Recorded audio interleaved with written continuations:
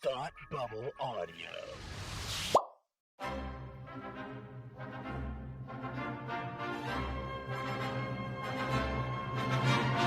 Look, up in the sky! You will never find the more wretched hive of scum and villainy. Welcome to Beer with Geeks with Tim and Frank. Who are you? I'm Batman. I am Iron Man. Your friendly neighborhood Spider-Man. Hi, Christopher. I'm Nero. My name is Inigo Montoya. You're a wizard, Harry. A couple of guys with a couple of beers and a whole lot of pop culture nostalgia. Make it so, number one. Ladies and gentlemen, the Beatles. I named the dog Indiana. Life finds a way. I am serious. And don't call me Shirley. Now sit back and crack open a cold one, because it's time for Beer with Geeks. It comes in paints. Shaken, not stirred. Great Scott! I was way off. I knew it started with an S, though.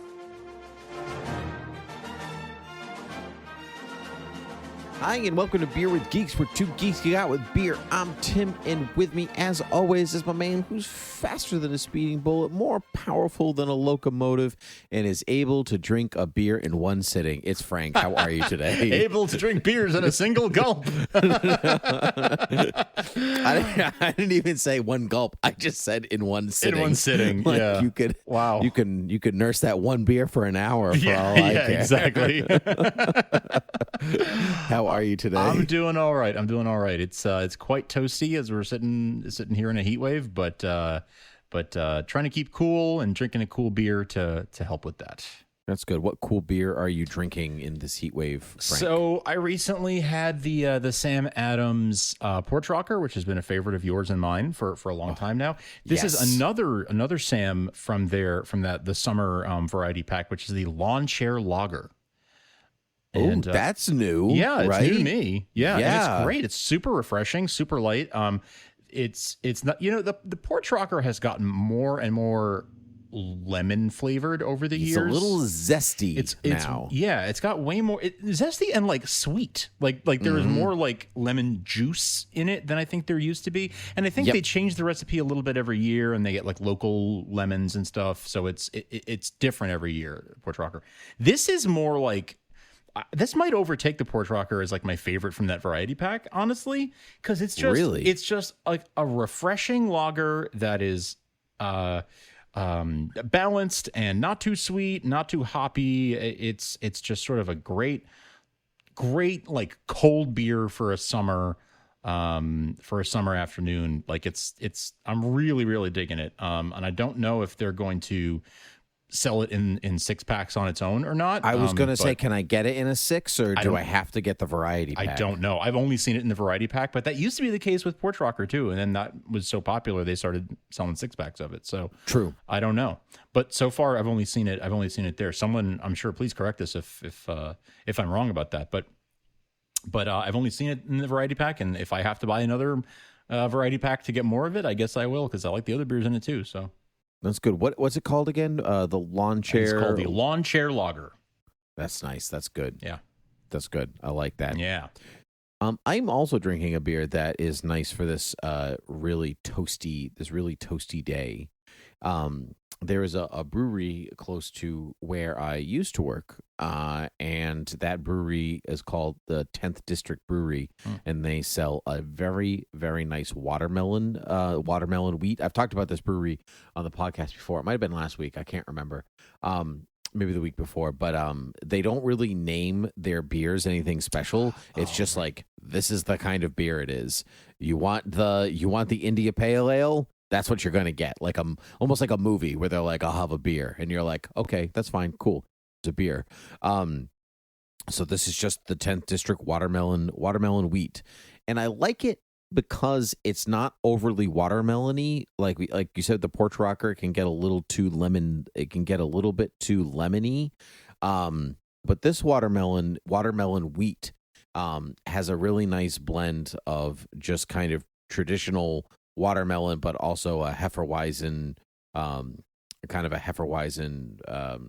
distinction to it. So, but Frank, let's talk about what we're really going to talk about today, and that is our next installment of Superhero Slapback. Oh yeah, Superhero Slapback. I feel like there should be a song, but we don't have a song. Like, can we do like, I don't know, Love Shack, but changed the words to Slap back, back, baby, slap back. slap back, Slap back, baby, Superhero Slapback, baby. That's good. If you could do me a favor and record that and then insert it into future. Oh my god. Future episodes. Oh baby, to the slapback. Yeah. Oh, It's a slapback. is a little known place where we can talk about old movies. Yeah. Oh man. This That's is a project now. that has great. to happen. Yeah, if you didn't have anything else to do. Yeah, I don't know if I could do it before this episode goes out, but before the next one, oh boy. Oh yeah, no. Keep what it is here now. That's it. let the organicness of the podcast drive us forward. For sure. Yeah, this is their second installment of Superhero Slapback, where we take a look previous superhero movies in chronological order, and we're just going to choose whichever ones we want to talk about, but it will be in chronological order. And next up, after Batman 66, is Superman the movie. Superman 78, You'll Believe a Man Can Fly, starring Christopher Reeve in the title role, Gene Hackman as Lex Luthor, Margot Kidder as Lois Lane. What a movie. The recently late Ned Beatty as Otis. So, do you remember the first? I don't even know if we've ever podcasted about this movie. Truthfully, we've been doing this for so long. I can't remember if we've ever been like, let's just talk about Superman 78. I think we did a couple of years ago, but I don't remember what we. I only remember because I had recently seen it in a theater, for the first time on the big screen. So I remember talking about that, but. I don't remember whatever else we talked about. I did see it on the big screen a couple of years ago. Wow, I didn't even remember that. Okay, we might have both gone to the same Fathom event at different locations. We definitely went to different locations because I saw it with Palmer, who's the co-host of Academy Rewind. I thought you'd seen it with Palmer. Yeah. So I went local to where I was living at the time. But yeah, it's for the first time I saw it, it was not like the first Superman thing I saw, like for a lot of people. And so Christopher Reeve, while I think Christopher Reeve is phenomenal and is one of the best Superman actors, he wasn't like my Superman, like for many people of our generation. So I don't have the same. It wasn't my first exposure to Superman, so it wasn't like the same experience that a lot of other people have, which is admittedly unusual for someone of my age. But yeah, I saw it when I was probably like 8 or 10, somewhere in there, like between 7 and 10, I would say.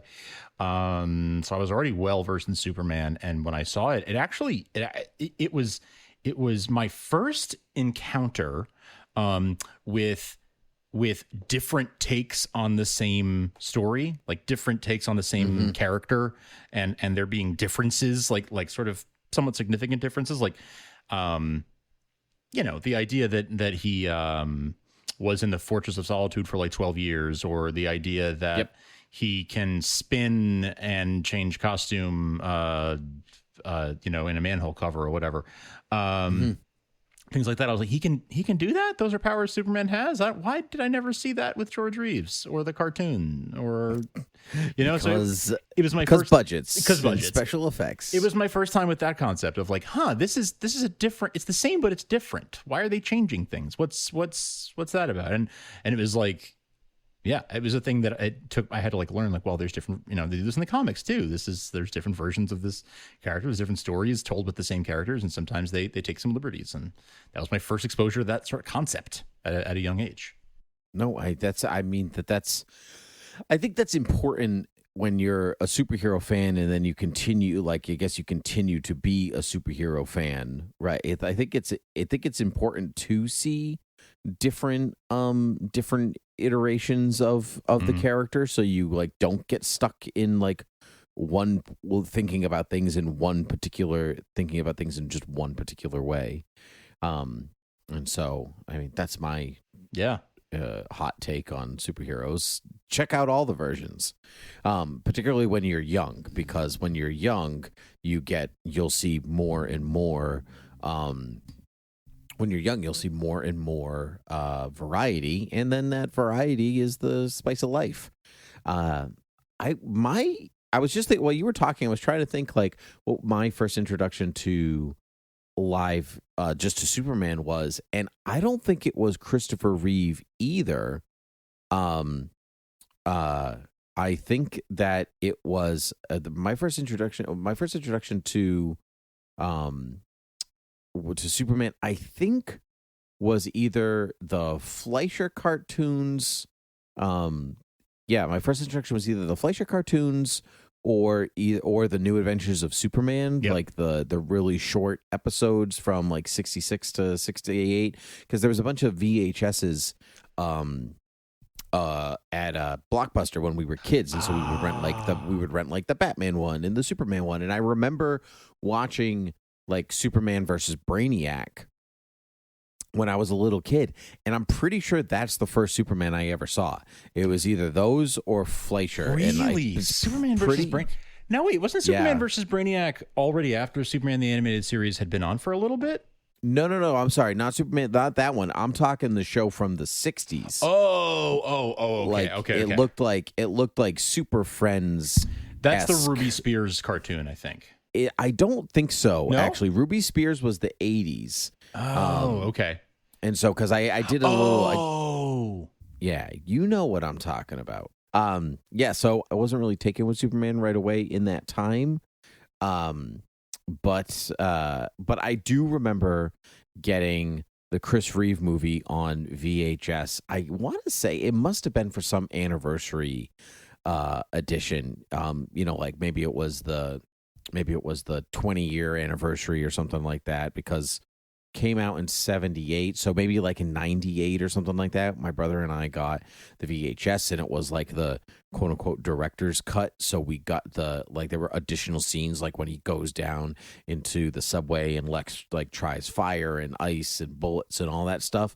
And we just thought that was the coolest thing, because it was pretty much as close to like real action that you get in that movie, like real Superman action. That you would kind of see in the comics. For those at home listening, Frank is frozen, and I've been trying to talk a long time while Frank has been having some computer issues. I don't know what the deal is, but it's getting frustrating for him, I'm sure. So I'm just sipping my beer, and I could continue to talk about Superman, but it's going to be a little one-sided. But here we go.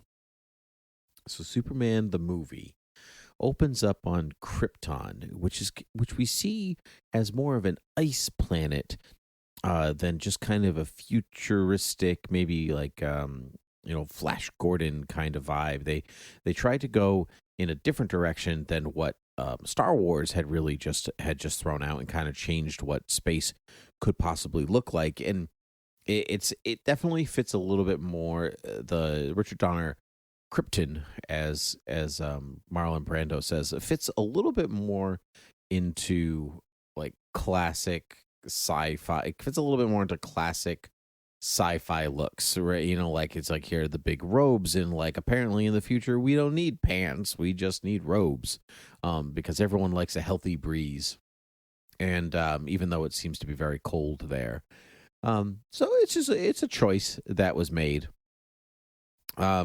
And as a kid, I remember like I was not fascinated with the Krypton of the past. It just was not.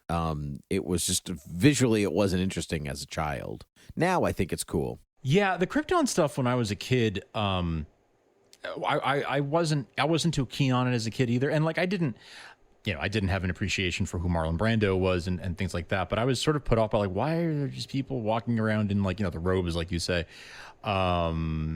Like just they're just all these old people, and they're talking in this like weird, sort of pseudo Shakespearean way of talking, and it's slow moving and it's boring, and like let's get to the Superman stuff.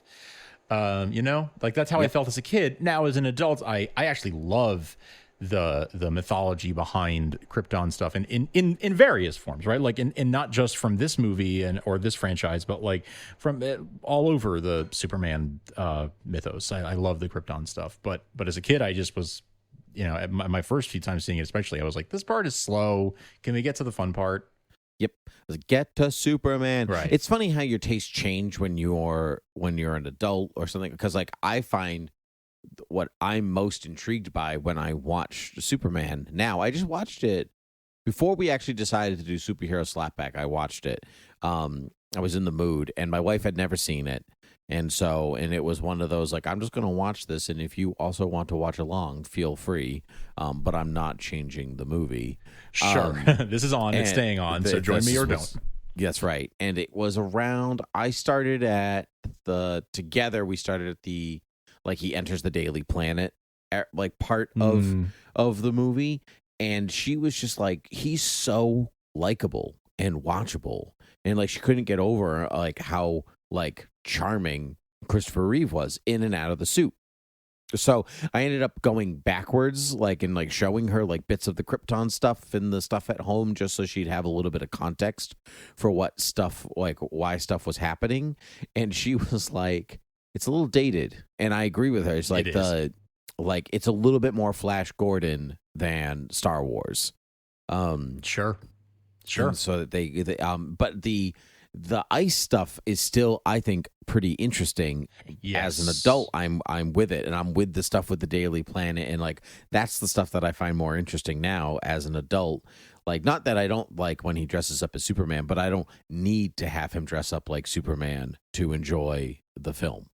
Yeah, I agree. That's changed for me too. Yeah, the look, the ice crystal look of the fortress and of Krypton comes from this movie and has endured. Like, that's the most iconic look for the fortress, for Krypton. Like the fortress was in the Arctic, but it didn't have this crystal look to it until these films. And then in comics, it's been adopted at different points. In Smallville referred back to it. Even Superman and Lois, it's on TV right now, pays sort of homage to it with like there still being crystals, and it's not exactly the same look. Like Smallville kind of copied it almost exactly, or pretty closely, pretty faithfully. But Superman and Lois is more just sort of like inspired by it. But still, that still sticks around, and that comes from this movie. Well, Superman and Lois, or I mean, Smallville it was in this like inconvenient place of being really one of the first new Superman projects outside of Lois and Clark, which did not do crystalline structure at all. Nope. They went almost like classic. They were really more influenced by Star Trek Next Generation than by Superman the movie. But a lot of people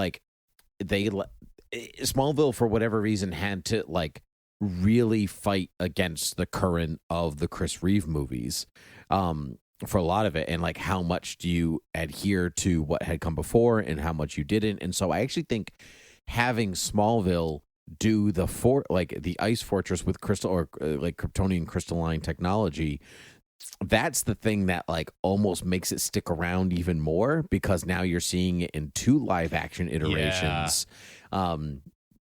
Plus in the comic books, plus in, because the TV show, the Superman animated show, didn't do crystalline structures, but they all do the Arctic. And every time anybody kind of goes against crystalline structure, everyone goes, are you sure you want to do that? Right. Yeah. Like, you positive you want to do that? I think because it's very unique. And space agey stuff, or advanced computers or whatever else, and like we've seen that, like that's like our technology now is so advanced from what it used to be, that like what we kind of have just in front of us is what we kind of imagined the future technology to be like. And so they're like, look, they're touching the screens and they have these holograms, and they we technically have all of that now in like the regular world. And so crystalline structure or technology, we just don't get it because it's not real. It doesn't exist. It's not like a thing. But like it's so advanced, we can't hope to understand it. So it's just cool. It's almost just magic. Cool. Yeah, it's just cool because it's futuristic. It's just like out of left field, right? It's not that thing of like Yeah, like it's a more advanced touchscreen because we can understand it. Like Star Trek original series talking about storing data on tapes because that was the most advanced thing they could conceive of. Like not Correct. discs, not the cloud, no, tape. It's why I giggle when you see like mini discs in movies where you're like, it's the wave of the future. And I'm like, it was the future for a couple of years. It was the future then. And then somebody came out with a USB drive, Right. which is weirdly more like Kryptonian crystal structure. So it's cooler, but on the other hand, it's also like it lets you say like sort of be hand wavy and be like, yeah, it's crystal technology. You don't need to understand it. It's fine. It can do all sorts of things. Don't worry about it. It's fine.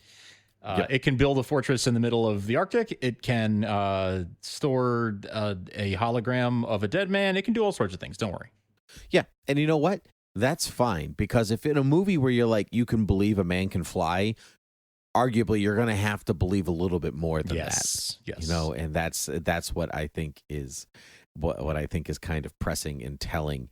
I think Superman the movie is it's a great example of how to it's by the numbers now, but it is a great outline for this is how you tell a very typical story, a superhero origin story. Mm-hmm. Here's the discovery. It's just the hero's journey, and it's just the discovery, leaving the home, being something new, trials and tribulations, blah blah blah, all of that stuff. But I mean, people have been copying it since it came out. Spider-Man is clear. Raimi's Spider-Man is clearly the story structure of Superman the movie. A lot of the Marvel Phase 1 movies, or any actually Marvel origin story, is Superman the movie. Early into Marvel, I don't even know if they still do this, but I know that Kevin Feige's gone on record to be like, we watch Superman the movie before we make every movie, because like this is what you're trying to achieve every time. This level of fun and camp and seriousness and earnestness, and it really blends itself together very well. It does. I mean, it's a great template. It's a great template for telling these kinds of stories, because it's so clearly like it's got you're on Krypton, and then you're on the Kent farm, and then you're in Metropolis, right? Those are sort of three clear, distinct phases of this movie. You've got just the fact that it opens with the Krypton stuff, right? And is sort of plunges you right into this sort of fantastical setting that a lot of moviegoers probably didn't know what they were looking at, right? I mean, like they knew it was Marlon Brando, but they're like, what fresh hell is this? Yeah, that's what true. Shiny movie screen costume are you wearing? What is that? And I'm sure Marlon Brando asked himself the same question as he was reading the notes off cue cards. That is correct. Yes. Yeah, you can see him turn, like in that first trial scene. He's like, turn, cue card. Yeah. Turn, cue card. Turn, cue card. Yeah, I do like that the first line of the movie is, "This is no fantasy." It's very meta. It's Marlon Brando saying that is very meta. Yes. Yeah, I did not ever pick up that was the first line. This is no fantasy. Yes, it's very, very meta, very self-referential. And it's sort of a wink to the audience. But yeah, I love that. Like, that's something that you would see that in a movie today. You would see that in a Marvel movie where we're starting in this weird setting that we don't really know where we are. We don't really, beginning of like Captain Marvel or something, right? Like we don't know where we are. We don't really know what's, but like by the end of the movie, we'll understand all of this. All of this will make sense in due time.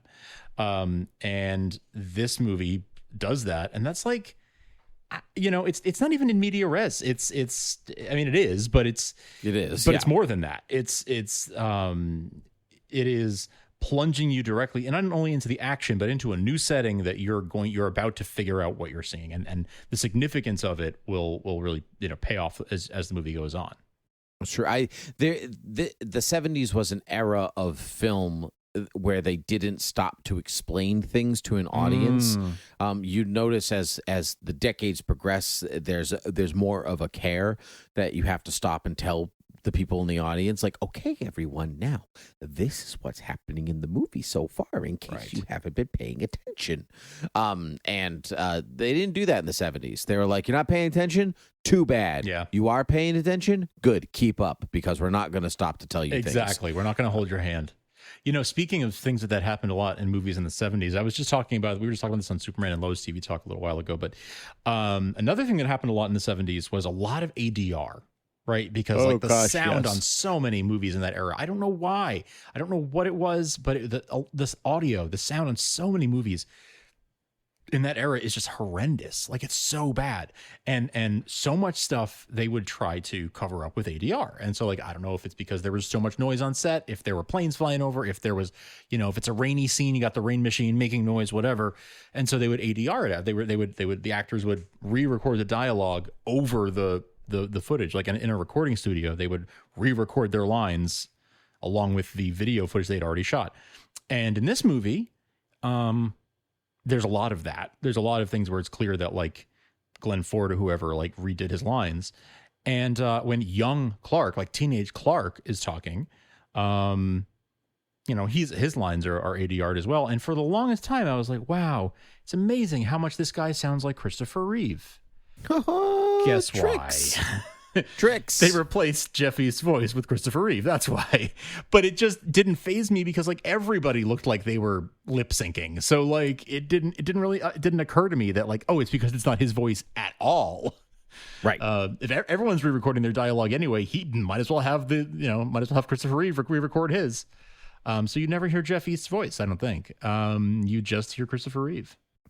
And as a kid, even as an adult, I don't really notice it. And I think that because like, everyone kind of looks like they're talking kind of weird. Mm-hmm. And so, and I mean, they still do ADR now. It's not like it's not like it's like a magic thing that's absolutely gone away. No. Like, but it was used so much and so obviously, like, they didn't really hide it.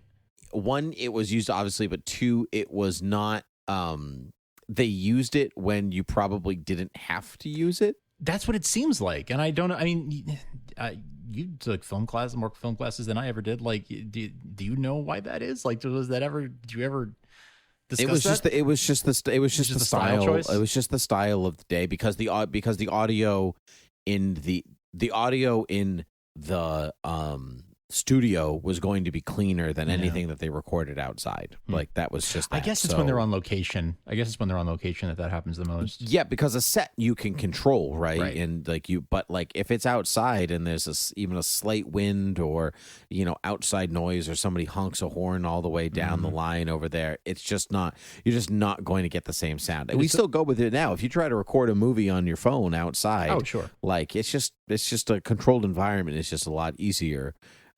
So you might as well just keep it hopping along. Yeah. But that's one thing that I didn't know until I learned, like, through trivia that, like, no, that's because Christopher Reeve recorded the dialogue. It's like, oh, that's why. Okay. That, for him, that makes sense. I'm surprised they just didn't have Christopher Reeve play younger Clark Kent. Yeah, because true. that's also a style where you're like, oh, remember Jimmy Stewart playing that high school kid? Right. In, It's a Wonderful Life. It's a Wonderful Life. Like, what? Yes. Like, no. Yes, totally. Yeah. I just watched A Beautiful Mind for Academy Rewind, and they have frickin' 30-some-odd-year-old Russell Crowe playing, like, 18-year-old John Nash, and I'm like, all right, okay. Yeah, don't push it. Like, don't push your luck. Yeah. Even if he's supposed to be 21 or whatever, like, that you're not. But you just kind of roll with it because that's part of a movie when, especially, like, if they're playing that role through the whole movie, it's, if you're supposed to be way younger than you are through the whole movie before, age reduction. Right. That's one thing. But anyway, what about now all the Superman stuff that's out there in the world, and somebody was like, I don't know squat about Superman. Is this the first thing you hand them, or do you give them something different? That's a very interesting question. If they know nothing about Superman, I mean, are we talking that even the classic Grant Morrison panel they don't intro, they don't, like, Krypton boom, got it. Like, maybe they know that Superman's a superhero, right? Maybe he's an alien, maybe he's not. They don't really know, or care. I don't know if this is what I would show them. If they have a basic understanding of Krypton boom, got it, and yeah, there's okay, fine, Kansas, and I don't know if this is what I was showing I them. think that's too much. No, that's too much information. I don't even think they know that. I'm asking. No like, Kansas, but Krypton Boom got it. I mean, like, do you need an hour and a half before you see him in the suit to like if? No. Okay, I'll back up. Let's not do Krypton Boom got it. Let's say because like my wife didn't know that. Like she was just like Superman. I remember years ago watching Batman Begins and like his parents get shot in the alley and the person in the room goes, "Oh, that's why he's Batman." Yeah. Like no clue. Yeah. Absolutely zero clue. So I think we take a lot of that stuff for granted as fans, even as something as like big as Superman. So let's say they just know Superman's a superhero. He flies. He has a cape. That's all they have to go on. Do you hand them Superman the movie?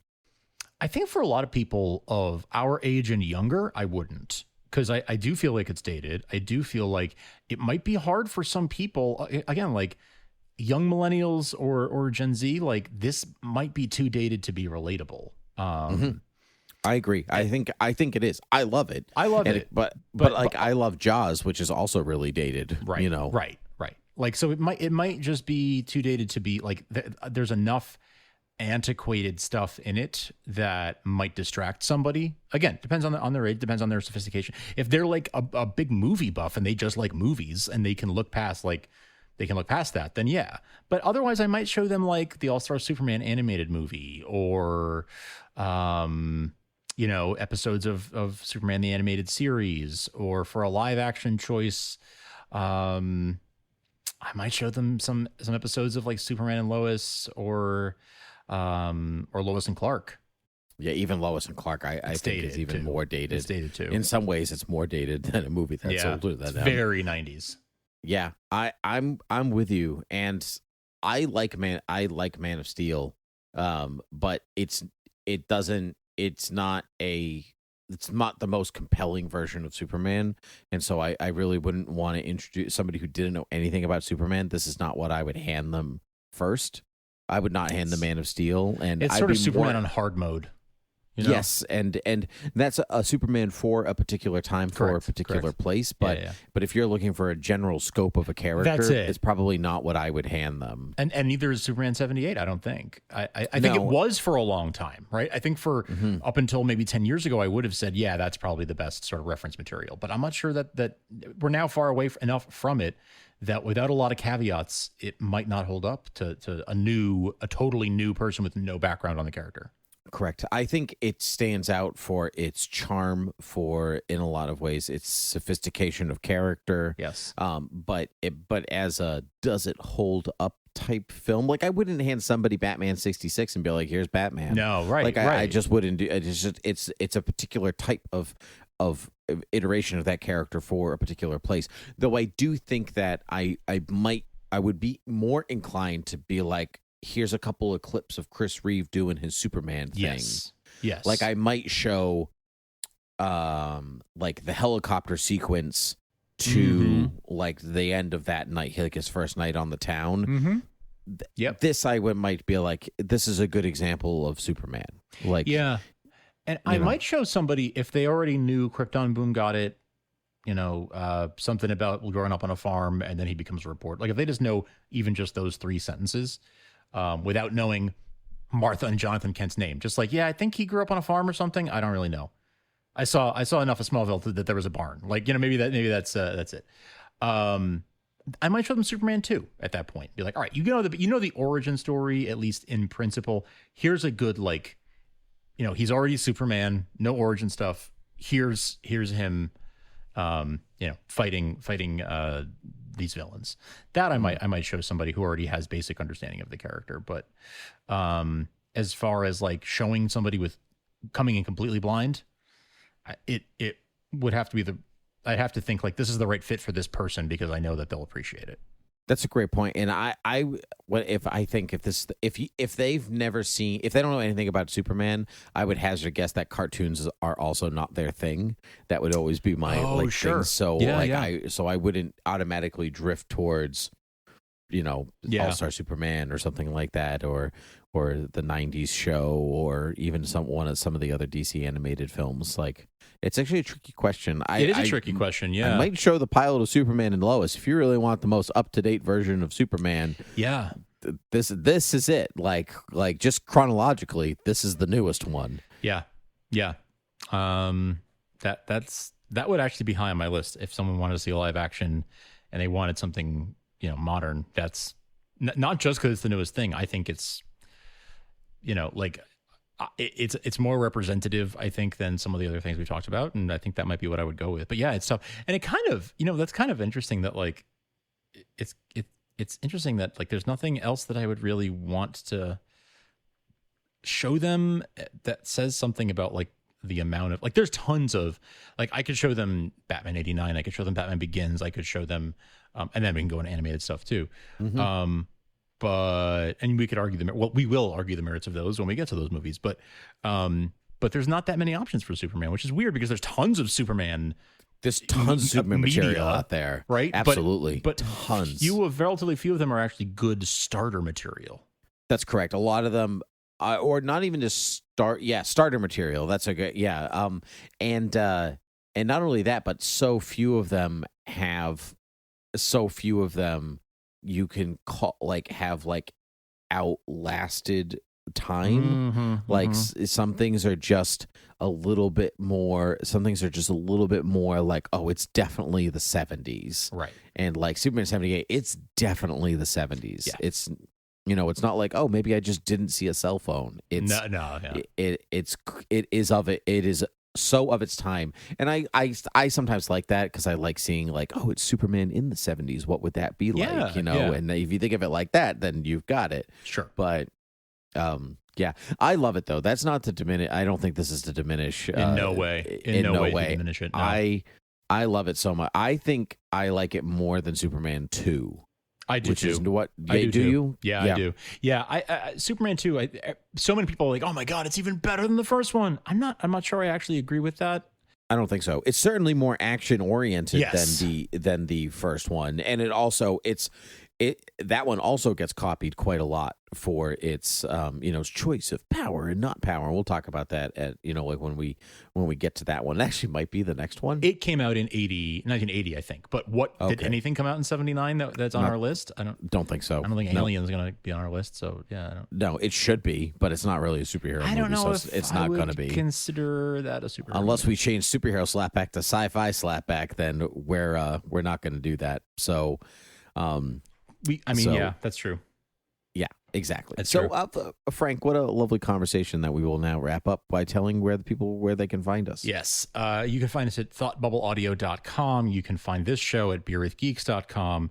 You can support us for as little as $1 a month at patreon.com/thoughtbubbleaudio, and that helps us to keep making shows like this one and like Academy Rewind and the like. So thank you for supporting us there. You can support us other ways by rating and reviewing us on Apple Podcasts or wherever you get your podcasts. We're available in all the various directories: Amazon, Google, Stitcher, Spotify, Overcast, everywhere. You can also leave us feedback at Beer with Geeks on Twitter, beerwithgeeks@gmail.com. And hey, if you like Superman, head on over to smallvilleanthology.com, where I just dropped the second episode of my documentary podcast about the making of Smallville. And you will hear not only my voice, but the voice of one Tim in episode 2, chapter 2 of Save Me, the Smallville Anthology at smallvilleanthology.com. It's a great show, Frank. Really, I have to applaud you on it. Thank you. It's pretty excellent. Thank you for your contribution. I really appreciate it. That's my pleasure. Well, but Frank, it's been a pleasure talking to you. So until next time, cheers.